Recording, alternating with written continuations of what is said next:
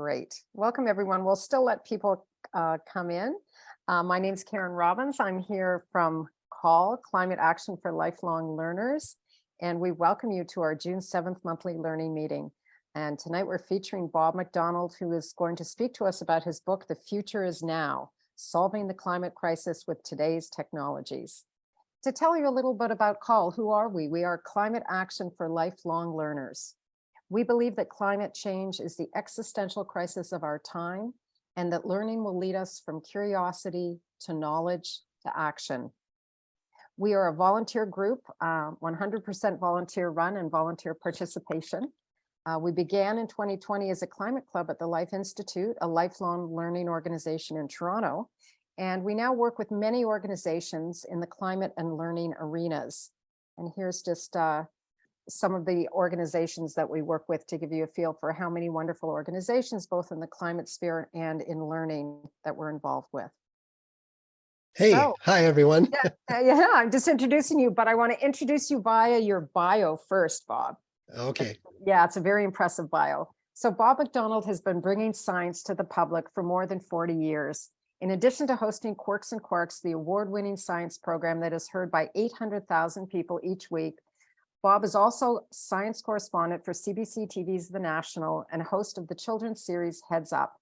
He was also host of the CBC children's series Wonderstruck, and he has written and hosted numerous television documentaries and more than 100 educational videos in Canada and the United States. As a writer, he has authored 6 best-selling science books and contributed to numerous textbooks, magazines, and newspapers, including the Globe and Mail. His latest book, a Canadian bestseller, is The Future is Now, Solving the Climate Crisis with Current Technology. McDonald has been honored for his outstanding contribution to the promotion of science within Canada. He has been awarded the Michael Smith Award from the Natural Sciences and Engineering Research Council, the Sir Sanford Fleming Medal from the Royal Canadian Institute, and the McNeill Medal from the Royal Society of Canada. He also won a 2008 Gemini Award for Best Host in a Preschool, Children's, or Youth Programmer Series. Bob is an officer of the Order of Canada and a recipient of the Queen's Jubilee Medal. In 2015, asteroid 332324 was officially named Bob McDonald in his honor.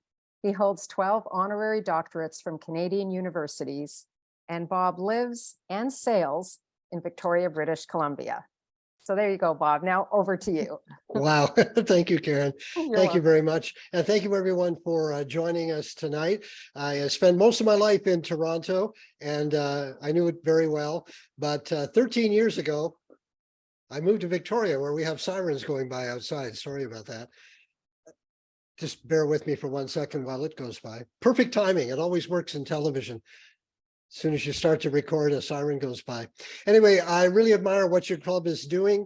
Lifelong learning. I presume that many of you are seniors. I dye my hair gray now so that people will take me seriously.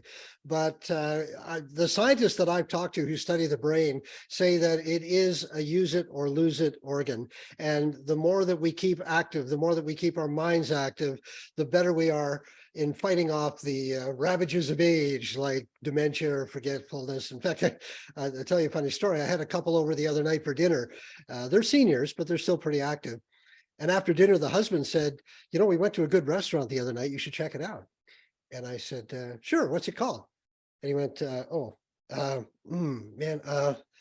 what's the name of that flower that you give someone when you really like them? You know, the red flower. I said, a rose? Then he turned to his wife and he said, Rose, what's the name of the restaurant we went to the other night? Okay. We're all feeling it. We're all feeling it. Anyway, so thank you for inviting me to be part of this. I wrote this book, The Future is Now, which you can get on Amazon. You can get through bookstores. It's still available now. I wrote this because I was getting frustrated with all the stories coming out of the environment. It's all bad news. And I was getting depressed. And I thought, okay, we've been spending a long time looking at the problem. What are the solutions? And that's what this book is about green technology, how we can get ourselves away from fossil fuels. We don't have to abandon them completely, but how do we deal with this climate crisis in realistic ways. So that's why I put it together. So let me take you through that. Some of the things that I do cover in the book that I'd like to share with you tonight, just some of the subjects on how we can go green. So just bear with me while I try to get our, so there's the title. That's what it looks like. Now, I've been reporting on the environment for a very long time, since I look like this. And control yourselves. I know you all have pictures like this somewhere in a drawer or in an old album, but my hair used to be black and down to my shoulders. But when I look like this, that was when I got my first job at the CBC to write a 1-hour documentary on climate change. 1977. 1977, we were talking about climate change. And back then there was a debate in the scientific community about which way it was going to go. Because the geologists who look back in time were saying, you know, we've had 5 ice ages, and there are warm periods between each ice age that last about 10,000 years. And we're in one of those right now, but it's been 12,000 years since the last ice age. So we're overdue for a cooling trend if the ice age cycle continues. But the climatologists were coming in and saying, no, no, no, there's a new ingredient called greenhouse gases, and they're going to take that over. Well, we know what happened. Here are the ice ages. The bottom of the graphs are the ice ages, the tops are the warm periods, and you can see that the greenhouse gases did take over, and we've since gone way up in our emissions, and we're above historical levels. And this has all happened since the Industrial Revolution, and so we know why. So that's where that debate has gone. But it has been frustrating for me over all these years to watch all of the predictions that they were making back in the 70s come true. They predicted that the Earth would get warmer, especially the Arctic, because we're losing ice up there. When you lose ice, white ice reflects sunlight up into space and keeps it cool. Dark seawater absorbs light and turns it into heat. So that's why the Arctic is warming up so fast. They predicted that storms would get stronger. Not that we would have more storms, but that they would get stronger, which is exactly what we're seeing. Hurricanes are stronger, thunderstorms are stronger. They predicted that we would have droughts. This is the southwestern United States, Lake Mead, Lake Powell, major reservoirs for the US, feeding millions of people. They're drying up as levels go down. They've been in drought conditions down there forever. They predicted the forest fires. This is British Columbia 2 years ago, where we were under fire. Now Ontario is burning. Quebec is burning. Nova Scotia was burning last week. We're just burning the planet up. That's all been predicted because of dry conditions. So sadly, a lot of these fires are started by people, but the forests are tinder dry because we're not getting the rainfall that we used to. So all of this was predicted. We've had meetings.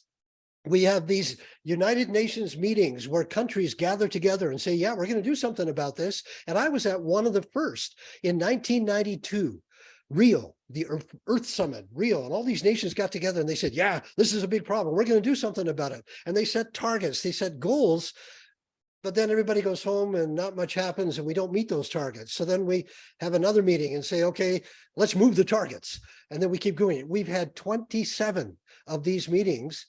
And the bottom line is our emissions are still going up. And the next generation is not very happy about this. They're angry. And they should be, because it's their future, and they see that, you know, their future is getting messed around, and they're blaming us for it. Although my argument is that we didn't know at the beginning that all of the things coming out of tailpipes from cars and our industry were going to heat the climate up. That's only been a recent discovery, but they're angry, and so we need to think about their future.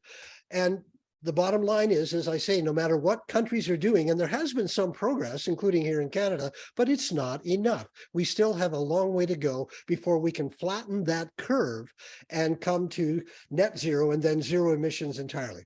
So how are we going to do that? Well, first of all, we have to deal with the fact that there are going to be some people who don't believe it and who will put out misinformation. We're dealing in an age now of disinformation and misinformation, and the people who do this, either for science or for political reasons, are very, very good at it.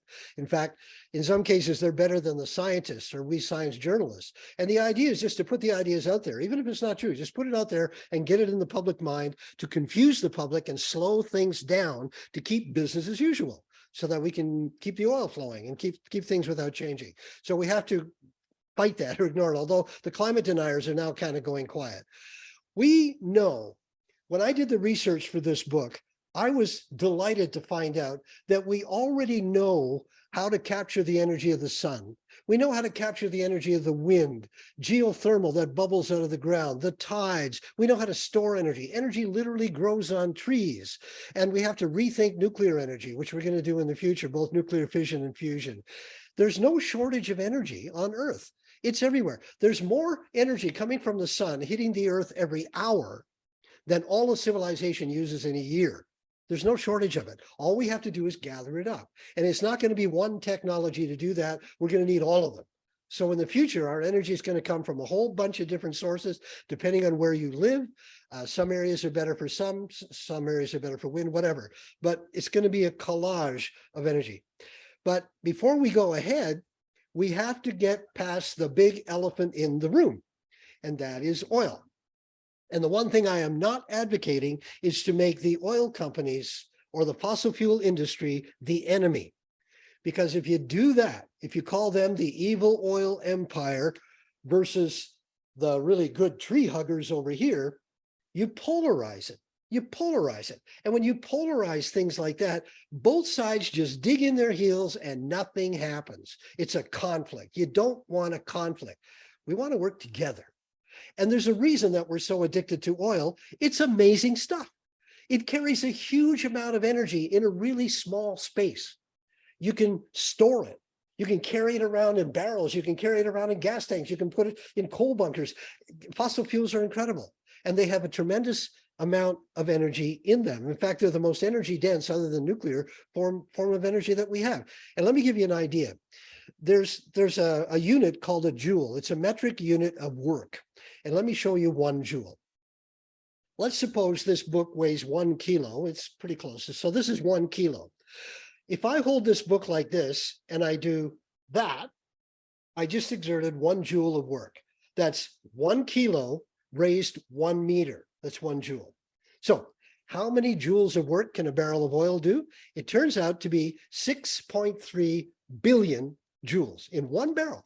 1 barrel. So if I do this 6.3 billion times, that's how much work you can get out of 1 barrel of oil. Now, it's hard to get your head around big numbers like that. So here's another unit of measurement. Somebody actually did a calculation. They said, how many joules did it take to build the pyramids? And they did this by simply adding up the mass of all the stones and how high they had to be lifted. So mass raised, right? So how many joules did it take? Well, it turns out that it was 2.4 trillion joules. 2.4 trillion joules to build the pyramids. Okay, how many barrels of oil would that be? It turns out only 400. Only 400 barrels of oil could build the pyramids. 1 oil well, a good oil well, can put out 400 barrels in 1 day. 400 barrels in 1 day. So how many joules do we burn in a year? All of us, if you add up all the civilization and look at all the energy that all of us around the world are using, how much are we actually burning? It turns out we burn 2 million pyramids a year. 2 million pyramids a year. And that's astounding. That is astounding. It's just unbelievable how much we're burning all the time. And we take it for granted. It's just always there. So this is the scale that we're dealing with here. And most of that's being provided by fossil fuels. So this is what we have to absorb. This is what we have to deal with. Although we could lower our demand a little bit, maybe not burn so much. I have a whole chapter on efficiency. I won't talk about it here, but that's one possible solution. All right.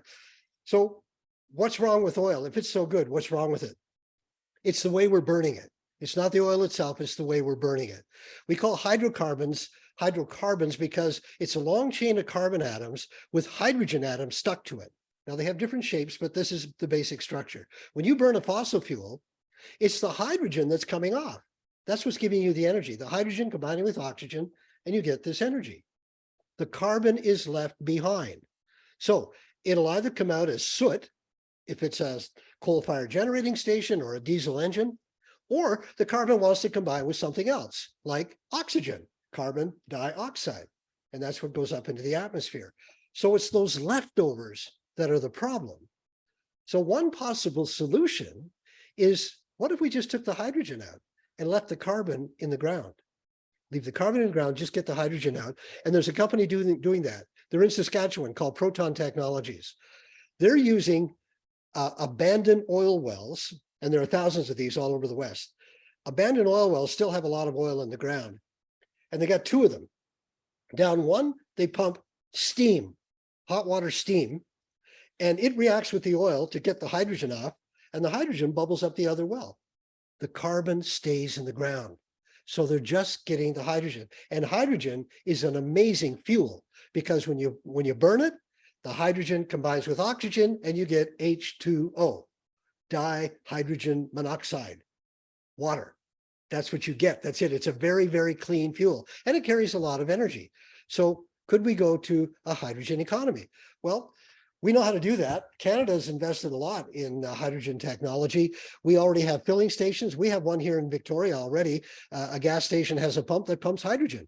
And Toyota already makes a hydrogen car. I've seen one running around here. It's called the Mira, and it has a fuel cell in it, which acts like a battery, but it takes hydrogen and oxygen, puts them together, and makes electricity. So it's an electric car with a fuel cell instead of a motor, an electric motor. Well, the motors drive the wheels, but it's got a fuel cell instead of a battery. So this is one possibility, and other manufacturers are looking at this. So hydrogen is way. Airbus Industries is designing some hydrogen-powered aircraft. They're actually hybrids. The engines are both electric and they run on hydrogen. They're building a commuter plane similar to our Dash 8 that we have here in Canada. They're building a small commuter jet, a regional jet that will run on hydrogen, and a very futuristic thing called a blended wing, where the wing and the body are all one big lifting body. These will run on hydrogen. Now, there's only one minor little problem with hydrogen. It's got a lot of energy, but it takes up more space than jet fuel. So you need larger tanks to hold on to it. So that means that the tanks will have to be inside the fuselage. Right now, fuel is in the wings. They can do that, but there'll also have to be a tank in the fuselage. So how would you feel getting on board a plane, knowing there's a big tank of hydrogen right behind you? I know what you're thinking. I know what you're thinking. What about the Hindenburg? The Hindenburg was a terrible tragedy, but it's too bad that it gave hydrogen such a bad name, because the Hindenburg actually had many successful trips across the Atlantic Ocean and back. It went all over the world successfully. It just had this one bad day. And everybody thinks, oh, hydrogen blows up. Yeah, it will. So will gasoline. So will diesel. And here's the thing. Half the people on the Hindenburg survived. And the reason they survived is, look at this picture. The hydrogen goes up. It's lighter than air. The fire is above the airship. And as the airship settled to the ground, people just jumped out windows and they ran out from under the hydrogen fire. The people who died in the Hindenburg disaster were crushed by the collapsing structure, and they were incinerated by the diesel fuel that ran the engines. Because diesel fuel, gasoline are heavier than air, they stay on the ground. That's why fire departments show up at car accidents, because if there's a leak in the fuel tank, it stays under the car, and if it ignites, it turns the car into a barbecue. Hydrogen is lighter than air. You get a leak, it goes up. So hydrogen is actually safer than the stuff that we're putting in our cars right now. But the Hindenburg gave it a bad name, and everybody thinks, oh no, it's really horrible, it's dangerous. So let's get over that, okay? Let's get over the Hindenburg and get on with hydrogen. It's a really good fuel. And there are a number of ways that we can make it besides getting it from oil. But that's one way to keep the oil industry in business, if they think of themselves as energy companies rather than just oil and gas companies or coal companies, but energy companies, and give us energy in different forms. Okay, we're seeing more and more electric cars on the road, which is great. I thought Ford was very brave to take their iconic muscle car, the Mustang, and turn it into an electric car. The same brand. That was really great. And the difference between these two, by the way, you can still get the muscle car if you want it, but the difference between the electric car and a car with a gas engine, even if you have a small one and you think it gets really good mileage because it's got a tiny engine, it doesn't. The internal combustion engine is only 20% efficient, at best, 20% efficient. And what that means is that of all the energy in the gasoline, which is a lot, only 20% of that actually turns the wheels and drives the car forward. 80% of the energy in the gasoline is lost as waste heat. And that's the nature of a gas engine. You have to keep taking heat away or it won't run. So 80% is going out the tailpipe, 80% is going out the radiator in the front, only 20% is turning the wheels. That's nuts. Here's another way to look at it. Suppose you went to fill up your car. Now, where I live, it's getting close to $100 to fill up a car. If you drive an SUV, it's over $100. If you drive a pickup, it's way over $100. But let's say it's a $100 fill up. You go to the pump to fill up your car. You take the nozzle out of the pump, you put it in your car, and you start pumping gas, but you stop at 20. That's, yeah, 20% would be $20, right? Stop at 20. Take the nozzle out of your car and point it into the air and pump the rest of the gas into the air. You would be arrested for polluting, for wasting gas, but that's exactly what we do. We're throwing away 80% of the gasoline and we're blowing it out into the atmosphere. So let's stop that. An electric car, once you put the battery in, that's it. There's no emissions for the entire life of the car. People talk about, well, what about the mining? Yep. There's also mining to get gas and oil out of the ground as well. But there's a lot of research going into new batteries. Toyota is working on what's called a solid state battery. They're very, very flat. And there's a huge amount of work going on in battery technology now to find better materials that don't use rare metals. And you're going to see a revolution in battery technology. There's a whole lot going on in there. So electric cars make a whole lot of sense, and they're 80% efficient. 80% turns the wheels. They lose very little to heat. So I'm happy to see all the manufacturers building electric cars, because that'll bring the price down so all of us can get into it. Let's move on to the sun. There's a story that Archimedes, the great mathematician, ancient Greek mathematician, battled the Roman fleet in Syracuse, his hometown, by reflecting sun off a big parabolic mirror. Or the legend goes, he used the shiny shields of soldiers along the shoreline that formed a big parabolic arc, and they set sails on fire, the Roman ships. I don't know if that really happened or not, but he realized that sunlight can be turned into heat. Well, that's what we do today. We capture the sun. These are thermal plants that capture sunlight off mirrors, and they focus the sun into a central spot that gets super, super hot. Inside there is molten salt that heats up to very, very high temperatures, and it'll stay hot even after the sun goes down. So these things will work in them overnight as well. And that heat is used to make electricity. That's one way. Another way, photovoltaics. This is what you put on your home. No moving parts whatsoever. People say, oh, I don't want to do this because it's too expensive. The upfront cost might be, but do some research on this. Solar panel prices have come down more than 90% in the last 10 years.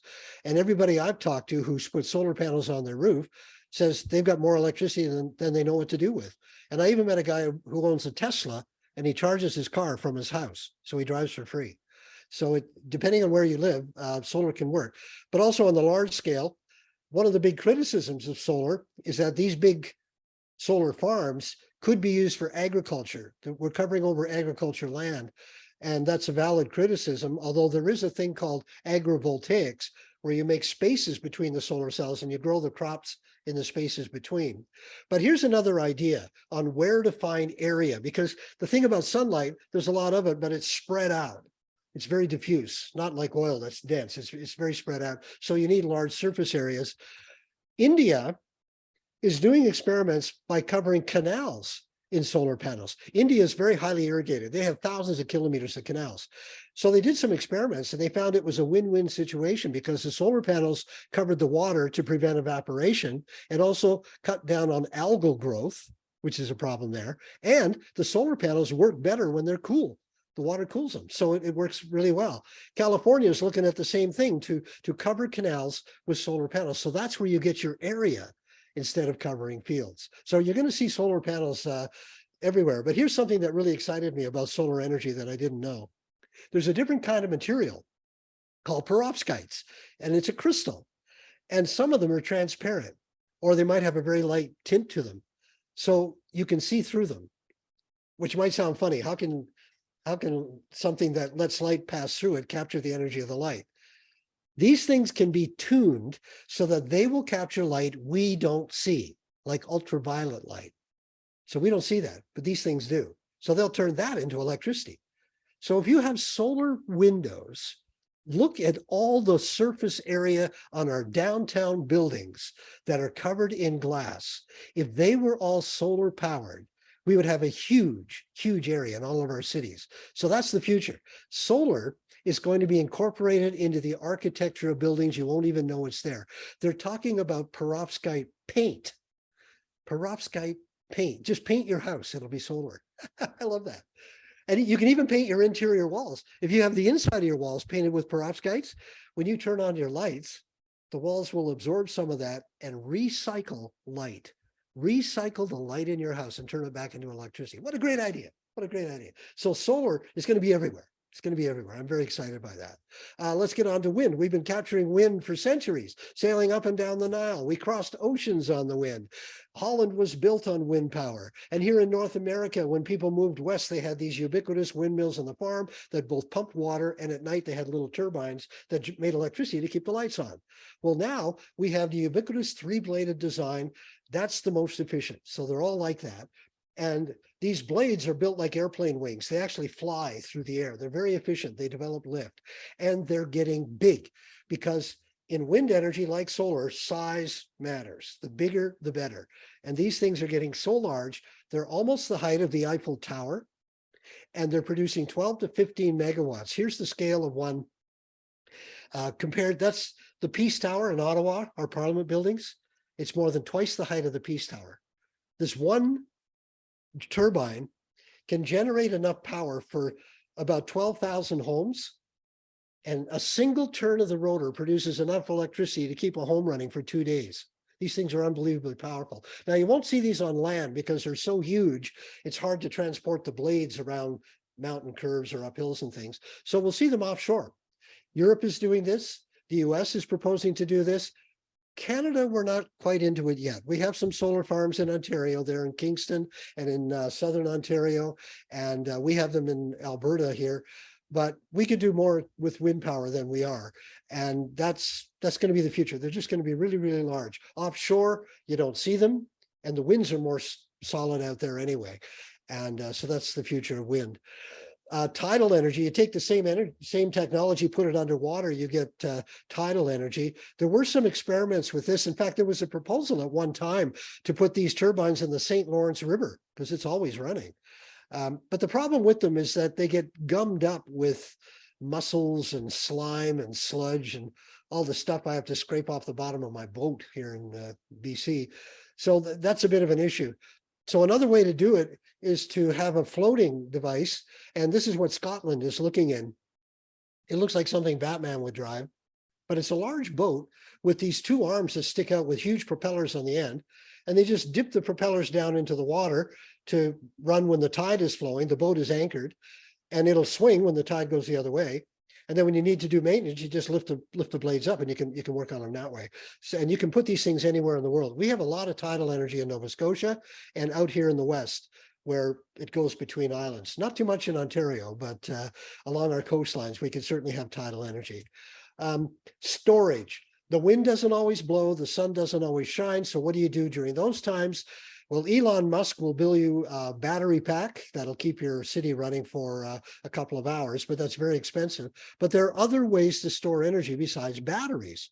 How about storing it in hydrogen?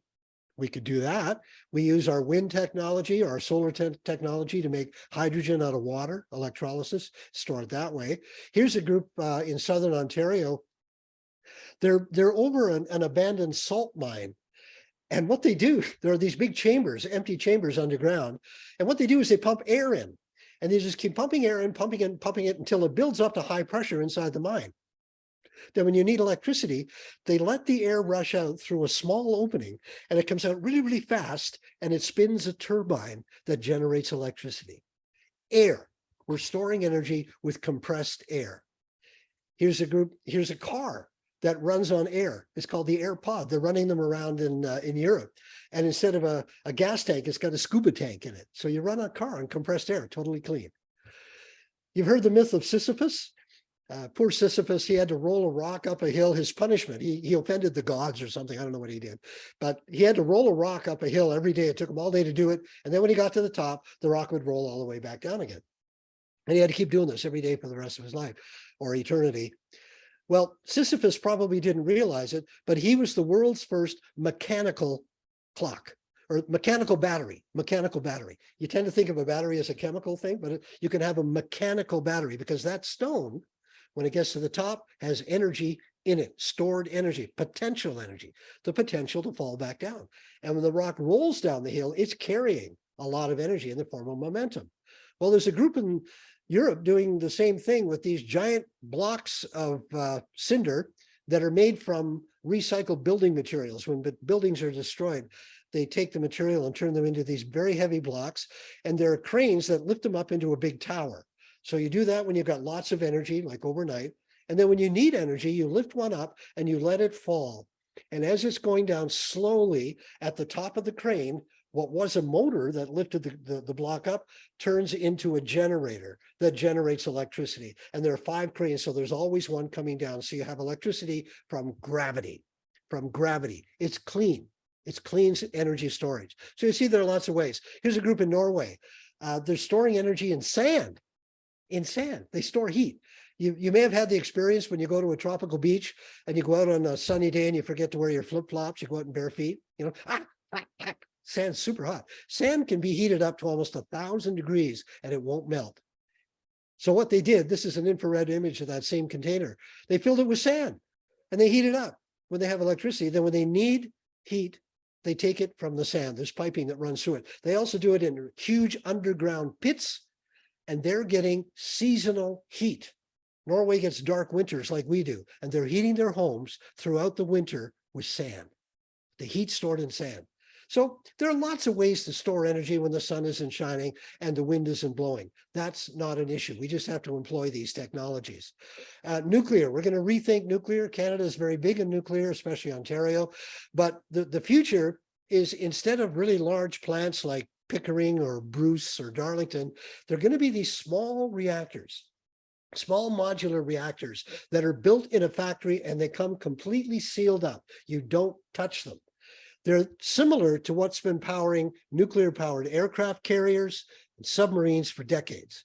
And the idea is that you put them, first of all, they come by truck, totally sealed, nobody touches them, and you put them underground.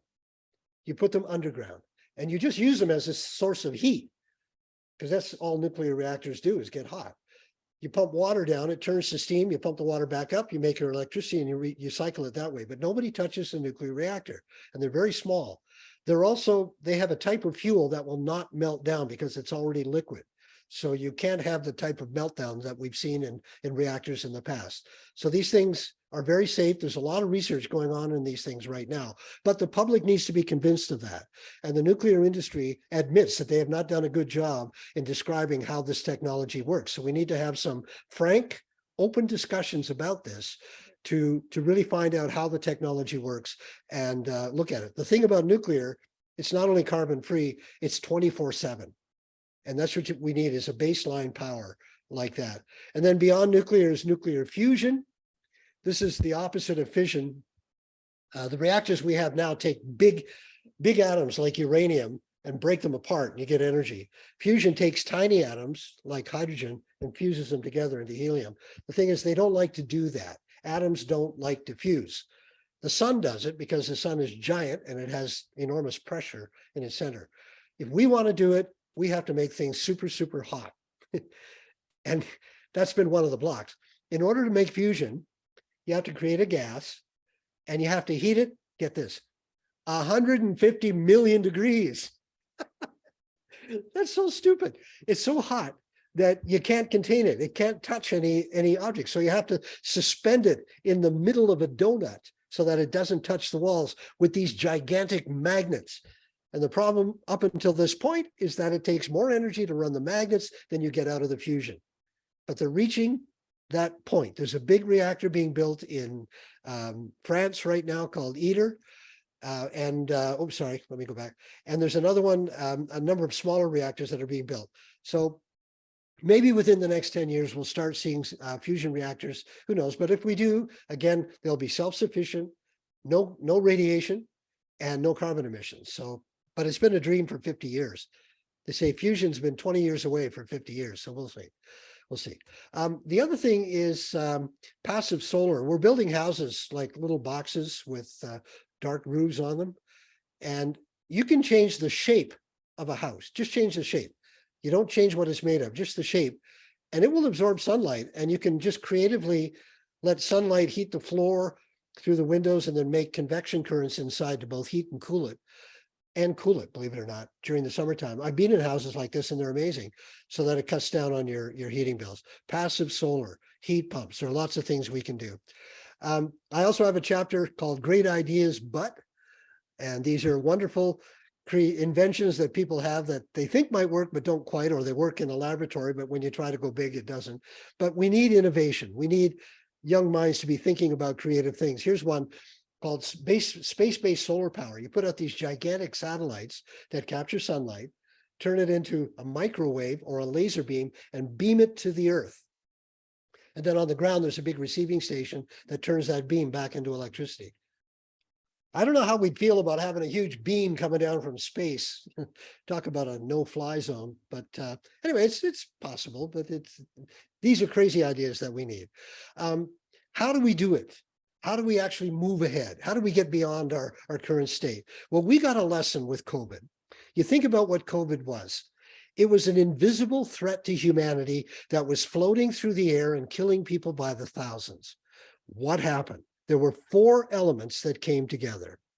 First of all, we were told to lock down and stay home at the very beginning because it was airborne. And when we did that, when we stopped driving and shut down our industries for a while, air cleared itself up. These are carbon emissions over China before and after COVID.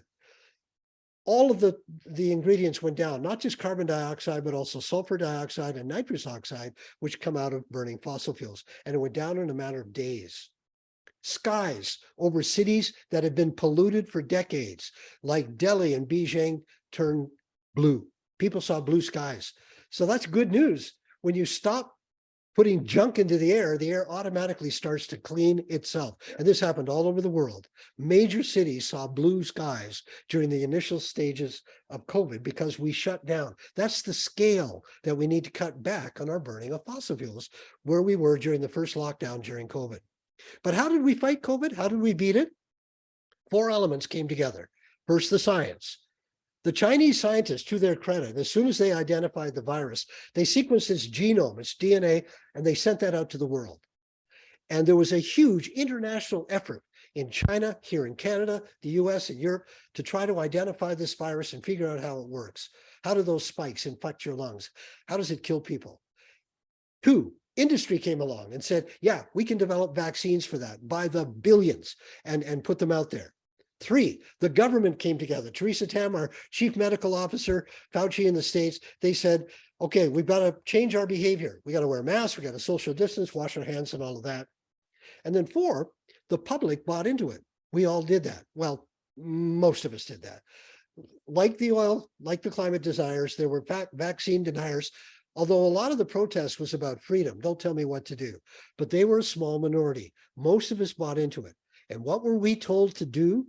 We were told to flatten the curve. Remember that? Flatten the curve of the epidemic. Well, we did it. We did it with the vaccines, with the science, with the industry, with the politicians, and with the public buying into it. We flattened the curve. It's still with us, but now the number of people dying has gone way down. And now you're going to be getting COVID shots along with your flu shots. But we dealt with it. Okay, here's another curve we need to flatten. Do we have the 4 elements together?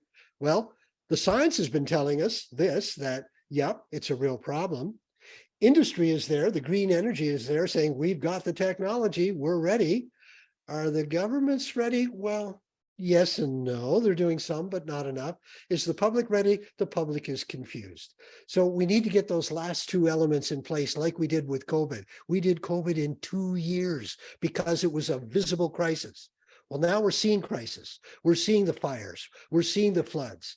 And it's in our face. Climate change is now in our face. Let's do something about it. And my last word with you is this. I met the guy who took this picture. This is the first picture of the whole Earth taken from another world. It was in 1968. And by the way, this is what our Canadian astronaut, Jeremy Hansen, is going to see when he goes to the moon next year. He's going to see the Earth as a whole. They don't see this today when they go into space. When you go up on the space station, you're only 400 kilometers up. So they can see the curve of the Earth, but they don't see the whole planet. They're too close. You have to go halfway to the moon before you see the whole Earth. And the guy who took this picture, his name was Bill Anders, and I was fortunate to meet him. I had breakfast with him years ago. And I said, what was it like to take this iconic Earthrise picture? And his response was, you know, we weren't planning to take that. Our job was to photograph the moon. We were to photograph the landing sites. We weren't supposed to picture the Earth. He said, it just came up. We were in orbit. The capsule happened to be pointing towards the Earth. The Earth came up and we all looked at it and went, holy crap, look at that. And then the commander, Jim Lovell, said, did you get a picture? Oh, yeah, click, took it. But this became the icon of the environmental movement. It was the first time we saw ourselves as a single living unit. And look what's in the foreground, down there at the bottom, the moon. The sky is black because there's no air. You'll die on the moon. It'll kill you. Mercury will kill you. Venus will kill you. Mars will kill you. All the planets we know of, including the 5,000 planets we found going around other stars, they'll all kill you. We haven't found another one of these yet. We will. But when we do, it's going to be really far away, too far for us to reach. So yeah, some people will go to Mars, but they're going to have to wear spacesuits all the time. There's no oxygen there. It'll be hard. They can do it, but it'll be hard. We live in the Garden of Eden. We live in the Garden of Eden, and this is it. This is it. So it's in our own best interest to take care of it. We have the technology. We have the knowledge. And if we have the drive, I believe that we can do it. And I'm actually optimistic that we can put those four elements together, the science, technology, government, and the public, to beat climate change in the same way that we beat the COVID catastrophe. There's a saying that I really like. The Stone Age did not end because we ran out of stone. We moved on to better technology. We discovered metals. There was the Iron Age. Then we mixed metals together, the Bronze Age. Then we moved on to steel and glass. Then we had the fossil fuel age. Okay, time for the green energy age. I really believe we can do that. So thank you very much for having me today. And I'm happy to take your questions. Fantastic. Hope that wasn't too much. Oh, that was fantastic, Bob. I know Carolyn is going to moderate our Q&A now. That's great. Thank you. And Bob, probably best if it's okay, although the book is such a great cover, could you stop sharing your slides? Okay. Just want everybody to know that's what it looks like. That's what it looks like, but we want to see your wonderful face that we're so familiar with from CBC. Bob, that was fantastic. Talk about a great ride through why it's important, and then the solutions that are out there. And I really think we all buy into the need for that listing, that inventory of what's possible and what could be done to solve this crisis. We've got a lot of questions that have come in, and I'm going to try to go through all of them. I think that there's a lot of commentary about nuclear energy, and that may be something that you're familiar with, the controversy about that. So I'm seeing in the chat people advocating for and against, etc. But one of our members, Karen Sadlier-Brown, I think had a great question, which is, how do we, she says that the word nuclear often begins and ends with concerns about risks. How do we motivate a more informed discussion about both the benefits as well as the risks of nuclear power generation? And I know that is $1 million question, but I'm throwing it at you. And indeed, we do need to have that conversation, not just about nuclear energy, but about every form of energy. But let me put this into perspective. Yes, there are risks with nuclear energy because nuclear waste is nasty stuff and it lasts for thousands of years. But the total amount of nuclear waste in Canada, if you put it all together, would be one hockey rink, one telephone pole high. That's it. Every year, we put billions of tons of carbon dioxide into the atmosphere. The nuclear energy also has the best safety record of all of the energy forms. Fewer people have died from nuclear energy than any others. Here's a scary statistic that I found. Every year, 7 to 8 million people die from the effects of burning fossil fuels, mostly from air pollution and lung disease. 7 to 8 million people a year. And we put up with that. So you talk about risk? Think about that. Twice as many people died from fossil fuels during the same time that we beat COVID. So we need to think in proportions. Every form of energy has a risk, and we need to talk about them. But compared to what we have been doing, those risks are minuscule compared to what we're doing now that we don't talk about. So let's keep the discussion going, but keep it in perspective. That's great. Thank you. I think that's really valuable advice. So David Berman gave us a question right at the beginning, and it's been percolating. And it's a question about limiting consumerism, extractivism, and the balance between that and technological solutions. And I know you're here to help us understand the technological solutions. Do you have any comments on the other side as, should we start consuming less? Absolutely. I have a whole chapter on energy efficiency. Efficiency is the invisible power plant. If we could just become more efficient in our use of energy, we would have the equivalent of another nuclear plant in most cities. So yeah, and that's happening. One model is the Empire State Building, believe it or not, in New York. They did a retrofit of the Empire State Building without changing its look. They changed all of its windows into triple pane. They put insulation behind the heaters to stop heat from going out through the walls. They changed to LED lighting. They also put monitors on people's workstations to show them how much energy they were actually using during the day so that they turn off the lights at night. Even the elevators going up and down were regenerative. So when they came down and they stopped, they would regenerate electricity and put it back into the building.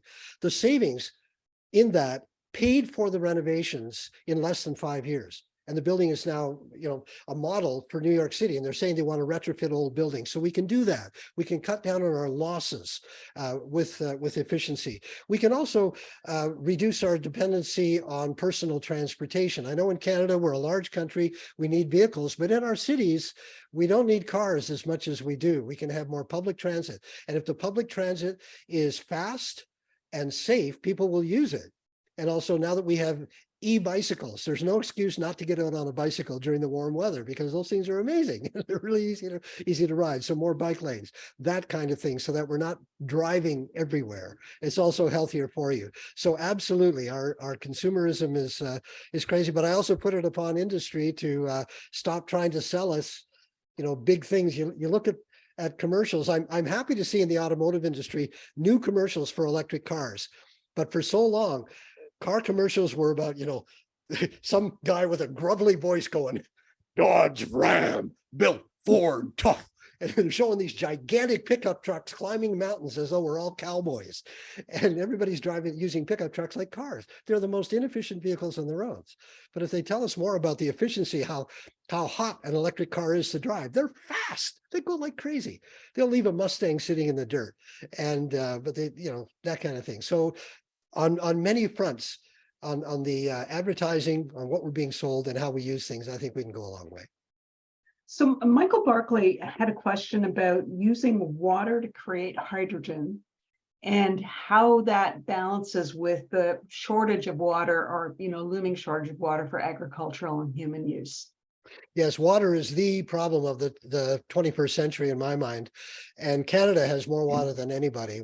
20% of the world's water is in the Great Lakes. And the amount of water that's fresh water that we can deal with as humanity. You just took a drink out of a glass. If that glass represented all the water in the world, only one drop is fresh. It's 0.003%. So you're right, fresh water is an issue. We got lots of seawater. We got lots of salt water. We can make hydrogen out of that. And the beauty is that when you burn it in a fuel cell, you get the water back because the fuel cell turns the hydrogen back into water. So it's a closed loop. Right. Yeah. So I'll throw another fun one out. We're Canadian, right? And this is a group that loves to watch the news. So we have an federal opposition leader in Ontario, a premier, who are very big advocates of technology, which is great, and we definitely need to go there. But they tend to downplay carbon taxes. And I know you're not on the news side of the CBC programming, but I'm still going to throw it at you. Do you have any thoughts on how we find that balance politically and get people to take the supercharging out of that? Well, I'm a science journalist. I'm not a politician, and I try to stay away from the politics. I've been asked twice by Elizabeth May to run for the Green Party, and twice I said no. I said I can reach more people doing what I'm doing now than sitting on Parliament Hill. One of the concerns that I see coming from politicians is the loss of jobs. They're worried about losing jobs with our current technology. But you know, we've had other technologies that come in. When computers first came in, people thought printers would be out of work, and there's always retraining and there's reworking. In the green energy sector, people who adopt green energy save money, and they pay for their investment very quickly. People who are providing the green technology are providing jobs, and so there's a new job market there in the green technology. And if you take something like the oil industry or the gas industry, which has to drill into the ground to get fossil fuels out, well, it's the same technology that gets geothermal energy out. So you can reprocess that expertise. And how do you dig a big hole in the ground to get energy out? But instead of pumping out gas, you're pumping out heat that comes naturally from the earth, which is unlimited. So it's a false argument in my mind that it's going to break the economy. I think it could improve the economy with efficiency, with saving, because the cost of fossil fuels are going up. The cost of alternatives is going down. Do you know that solar is now cheaper than coal? Solar is now cheaper than coal. So that's the trend. So the hyperbole that we're going to lose jobs and break the economy, I don't believe that. But I don't want to get into the politics of it. I try to avoid that. I'm going to steer you right back off the edge of that cliff. Great answer, by the way. I see why Elizabeth asked you. Yeah, I'm also not happy that Doug Ford is going to destroy the Ontario Science Centre, because I started there. That began my career 50 years ago this year. So anyway, that's another issue. Yeah, that's another issue. Yeah. We'll step away from that cliff as well. Person asked, Philip Wood asked, are electric cars cost efficient? And also, if you could comment about the cost of replacing the batteries in electric cars. Right. The battery is the big issue. The battery is the biggest cost of an electric car. The motors are pretty cheap. The body, we know how to build car bodies. So it's the battery that's cheap. And as I said, there's a huge amount of research right now into bringing the cost of batteries down. Either finding different materials to make them out of other than lithium and cobalt, or making them so that they last longer. Because there's a milestone that is within the industry. They're calling it the 1,000,000-mile battery. And this is a battery that you could use for 1,000,000 miles. It won't go 1,000,000 miles on one charge, but you can use it for 1,000,000 miles, which is way beyond the lifetime of the average car. So the idea is that you have your new car, you drive it for a couple of 100,000 kilometers or whatever until the wheels fall off and it wears out. Then you send it back for recycling. The battery is taken out and put into another new car, so that the same battery would be running 3 or 4 new cars, so that you're not making new batteries for every one. So that would cut down on the number of batteries that we would need. But there's research going into that to try to make them last longer, hold more charge, and charge quickly. So that's where the research is. Another idea that I heard that I think would make a lot of sense would be if we could standardize batteries the way we standardized CDs and cassette players. I think most of the audience here knows about those things. Kids today don't understand what they are. But anyway, the CDs were all the same. You could put it in any player, whether it was Sony or Samsung or whatever, they all played the same disc. So batteries were all the same. They were standardized in all the cars. Then when your battery runs down, you go to a filling station and they just swap it out. They unplug the one in your car and they plug in a new one, and you're on your way in a couple of minutes. So these are the kinds of ideas that are going to try to bring the cost of the batteries down. And you just watch, because whoever comes up with a really efficient, high capacity, cheap battery is going to win the Nobel Prize, and they're going to be very, very rich. Why don't I I'm taking notes. Yeah. Go ahead, Karen, please. Notes. Why don't I step in and take one, and you can look as well. Liz Addison has a question for you, Bob. She says, many of us belong to climate advocacy groups. What do you think we should be asking of our governments to combat climate change? Could you name one or two of your top priorities? Well, first of all, let me say that the worst thing you can do, to take it from the opposite side, is to be highly reactive and angry. Don't get angry. Because I saw a story today where people in England are going around and they're spray painting on big pickup trucks and SUVs. This vehicle kills kids, you know, and things like that. If you do that, it becomes polarized and it's a fight. And so let's not do that. It's cooperation that we need, and it's not a revolution. A revolution is where you have two sides that don't like each other and there's a clash and there's violence and people get hurt.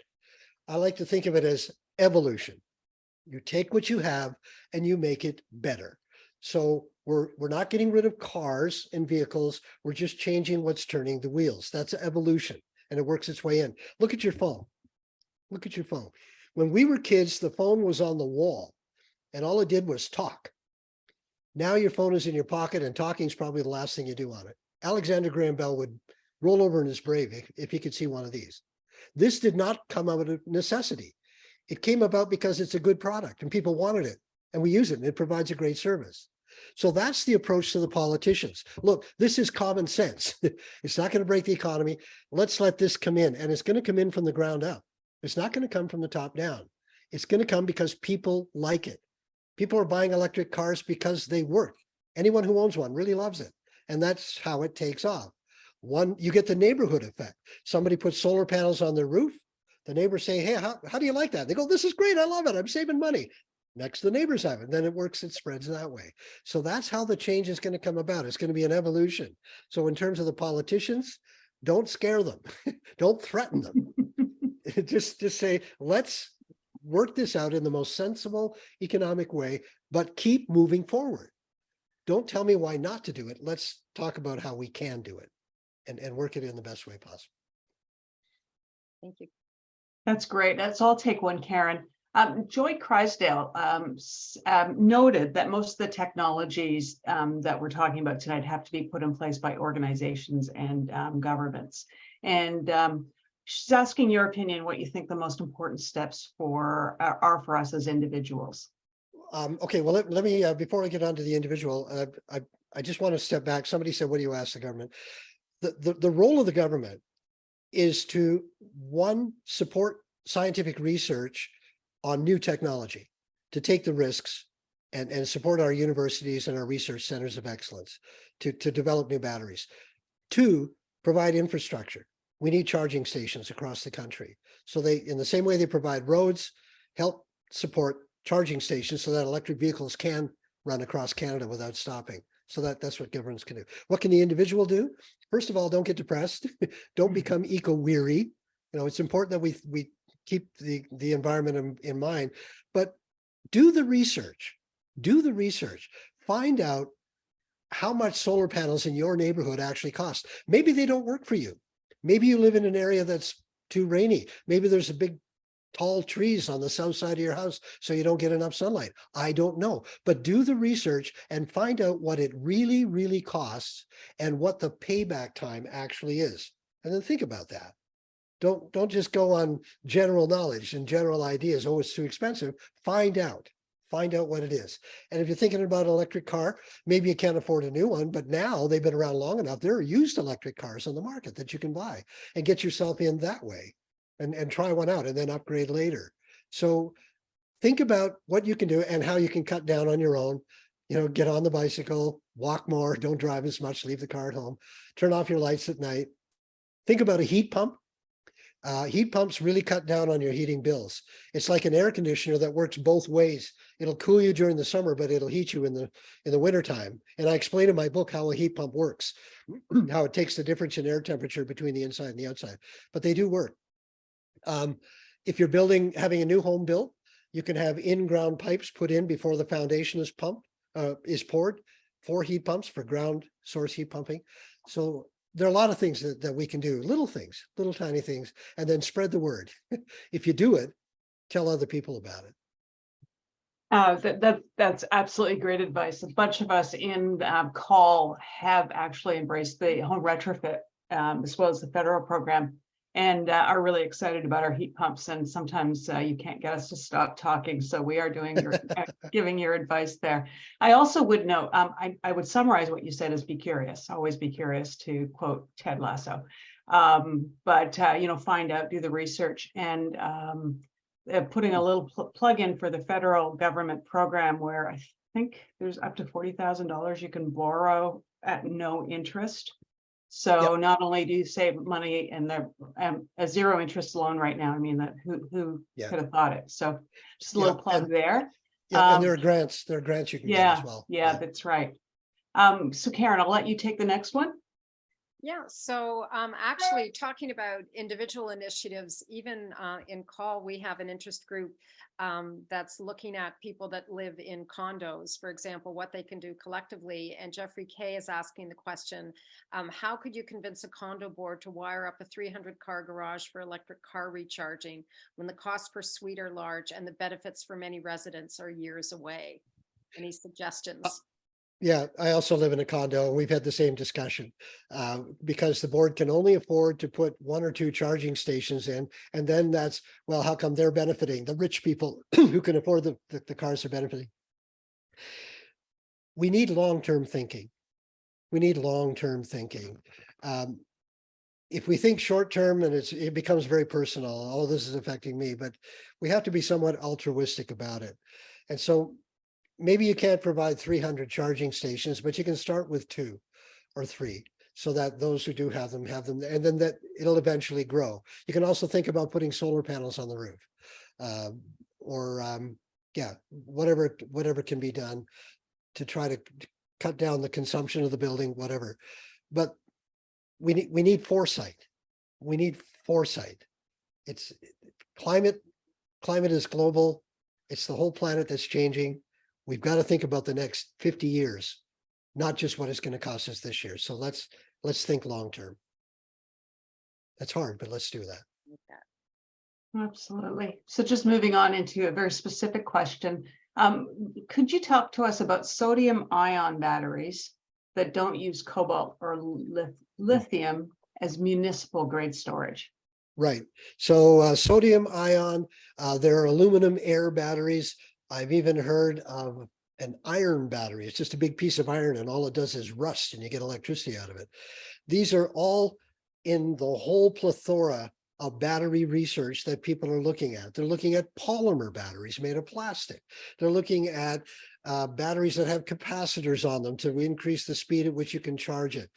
I can't comment on any one of them because they're all in developmental stage. They're all in the laboratory stage at this point. And we have to just be patient while those experiments are done to see which one can scale up. There's what's known as the Valley of Death, where you have a great idea that works on a lab bench. And you say, hey, man, this would be great for energy storage on a large scale. But then when you scale it up, you find the economy of scale doesn't work as well. And it doesn't work there. So we've got to go through that process. We're in a new industrial age. And just like when we started making steam power, and there were boilers that were blowing up and killing people, and people had to learn how to build boilers that didn't blow up so we could have locomotives and things like that. There's a learning curve. And when the computer age first started, all our computers were crashing on us. Well, they still do, but we were all having troubles with that and trying to connect and trying to hear on cell phones. Can you hear me now? Can you hear me now? So we're that way with energy right now. So we're working that way with batteries. There are going to be some that work really well and some that don't, some that have rare metals in them, some that don't, but just give the researchers the time to work this out. I guarantee it's coming. It's coming because everybody realizes how important that is. That's great. Karen. Yeah, I'm just noticing that there's some questions. I know Joy asked about a lot of the technologies mentioned need to be put in place by organizations or governments, but you were talking about individual things we could do in terms of solar panels, heat pumps, et cetera, in our own homes and buying electric cars. I guess part of the difficulty is how polarized you really described that well, but how polarized this discussion can be at the political level, where sadly politicians aren't looking at the long term. They're looking at getting reelected. And so for quite a few people in our group that are working at an advocacy level, I don't know if you have any advice around breaking through that polarization, because I think that is where a lot of the misinformation that you talked about at the beginning comes from, people arguing from these polarized ends, right? It's sad that politicians have short terms and that we have an opposition party. So whatever a good idea comes up, somebody's going to oppose it. But here's another way of looking at it. Is it always the government's fault? Is it always the government's job to solve these problems? What if the change came from the ground up? Politicians change when the public catches on to something and they go, ooh, that's a really good idea. Let's support electric cars because people are buying them. Let's put in an infrastructure because all of a sudden there are more electric cars on the road and people want them. It's not because they demanded the electric cars in the first place. It's because the electric cars are really neat and people like them. So it can come the other way. If we can show the politicians that, look, all of us are adopting these things. Can you help this happen and keep the momentum going? You will be very popular because we as a group are getting larger. We greenies, we people who are already employing and embracing green energy are a growing force to be reckoned with. The politicians will listen to that rather than say, you've got to solve the problem. I think it would be more powerful to say, you know, we're already solving this problem. You better get on board or you're not going to get elected. That's the dream. Yeah. That's great. I've been looking through the rest of the comments, and there's a very, very vigorous debate going on about nuclear in the chat. And so it's been a little hard to spot the questions in there. I would say if anyone feels they haven't had their question answered, and I'm just going to put a little line there that isn't about nuclear, can you please throw it in the chat right now? We've got time for one more. Well, let me tell you a bit more about these small reactors. It's very different from the way we've approached nuclear power in the past. In the past, we built these mega projects that cost billions of dollars to build, and each one is unique. It has to be adapted to that particular site. Then we go to another site, we build another billion-dollar project, and they cost millions or hundreds of millions to operate, and they need to be changed and all of that on this large scale. These new small reactors are not like that. They're all built in one factory, all of them, and they're just shipped to different places. So they're all under one roof. They're small and they're sealed and they're put underground and they last for 30 years. 30 years later, you take it out, you ship it back to the factory and you get a new one. And the stuff is recycled within the factory. So the difference, it's like if you were to buy a car and all the technicians from an automotive company came to your driveway and built your car in the driveway from scratch, that would be enormously expensive. And that's the way we've been doing nuclear in the past. But we buy vehicles that are made under one roof. They're assembled and they come to you complete. So that's the future. Now, the cost of that, that's something that's being looked at. We have yet to see an operating small modular nuclear reactor. New Brunswick is looking at it. They're going to put one in Point Lepreau, and that's going to be the first model in Canada. There are a number of different, there's about 50 different designs of these things, and a lot of companies are looking at them. So until we see one operating and see what the actual costs are, we'll have to think about it, but certainly on a smaller scale. And the beauty of these things is that they could work. One of those could power northern communities that are now running on diesel generators. So you put one of those underground and it'll run 24/7 for 30 years with no emissions. So that's the point. So it's nuclear power makes a lot of sense. Yes, we have to be careful how we transport it, how we can deal with it, and how we deal with the waste.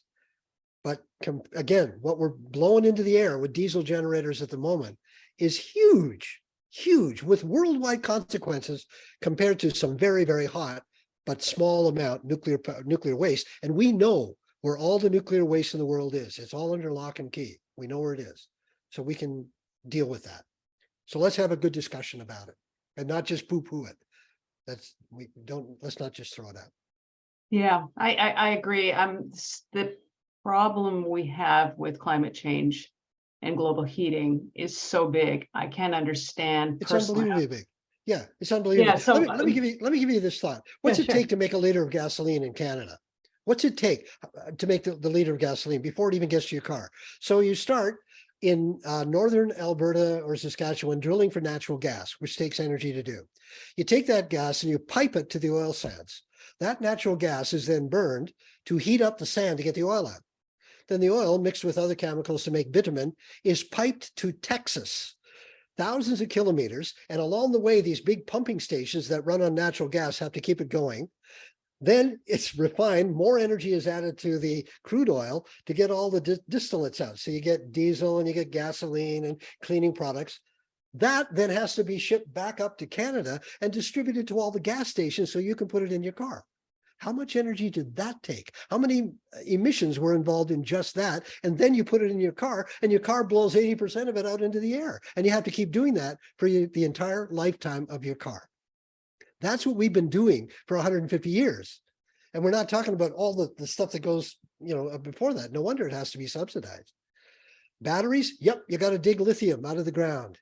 And some of it comes from Chile. I've been to the Atacama Desert and I saw a lithium farm there, a lithium mine, and they have to use huge amounts of water in the driest place on earth. They have to use a lot of water. So, yep, it's that. But the environmental impact, which needs to be dealt with, and cobalt comes from the Congo and they have child labor issues there. So Canada has lithium. Can we get it? Can we get it in other ways? And once it's in the car, once the battery's in the car, that's it for the lifetime of the car. No more emissions. So again, perspective. Absolutely. So Bob, just on behalf of Call, we are so thrilled that you came to talk to us today. Many people have read your book. And I just love how you are encouraging us to kind of turn a different lens on what can be very polarizing, where people want to just dig in and argue from different sides of the fence, as opposed to how we all need to collaborate and work towards this huge challenge that we all share.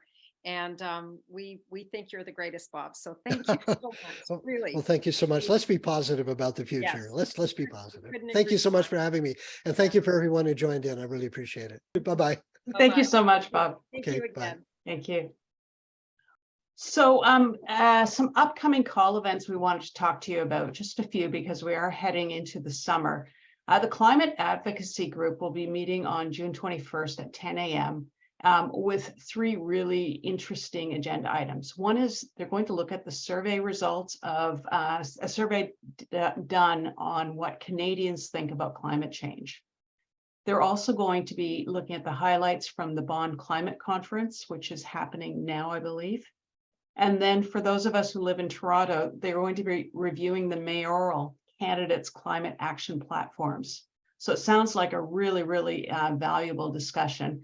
And Karen's going to put the link to their meeting in the chat box. This is a direct link to the meeting, so pop that into your calendar so you can join in then. The Individual Action Group is going to be holding its first vegetarian potluck lunch in July at a date to be announced, and you don't have to be part of the group to join, and you don't even have to be a good cook to bring your own potluck dish.